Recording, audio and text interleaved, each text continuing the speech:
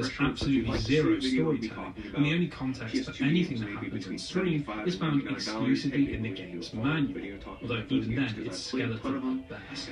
There's no Dr. Volodnik or Agent Turner, no musings about the nature of Marduk, no explanation about the pieces of the Infernal Machine, and Sophia Hapgood appears just twice and has virtually no dialogue.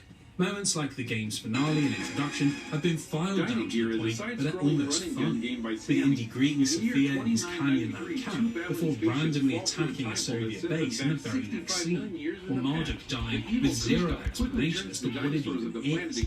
This might seem harsh considering it's a Game Boy Color title, but Infernal Machine released in 2001, the same year as Lufia the Legend Returns, Pokemon Crystal and Oracle of Ages and Seasons. Nintendo's purple handheld was more than capable of weaving captivating tales, and HotGen have very little excuse for their paltry serving. Now, while the gameplay fares a little better, it's still nowhere near substantial, and again is missing most of what made the original interesting.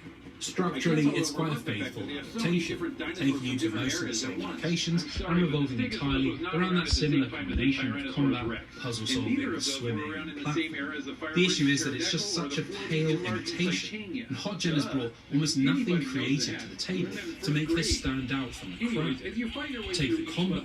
Instead of a wide arsenal of weapons that you have to carefully manage over multiple levels, you just have a pistol, and there isn't even an animation for firing, with hits only acknowledged by a distorted sound effect. The same goes for the inventory and shop, which now only stock health packs and anti-venom kits. And to be honest, after the first level, you'll be maxed out with both and never need to buy anything.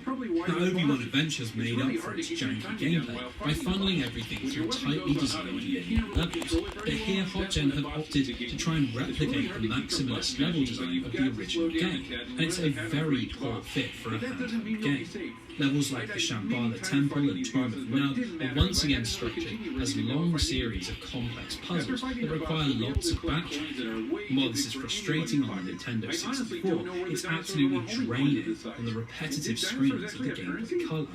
The levels are just so drab to explore, and for some reason there's absolutely no music whatsoever, which means the soundtrack to your confused wandering will just be this repetitive crunch that is supposed to be Indy's footsteps. To be frank, it's just not very good, despite THQ's hopes that HotGen would transform into a handheld licensed game powerhouse.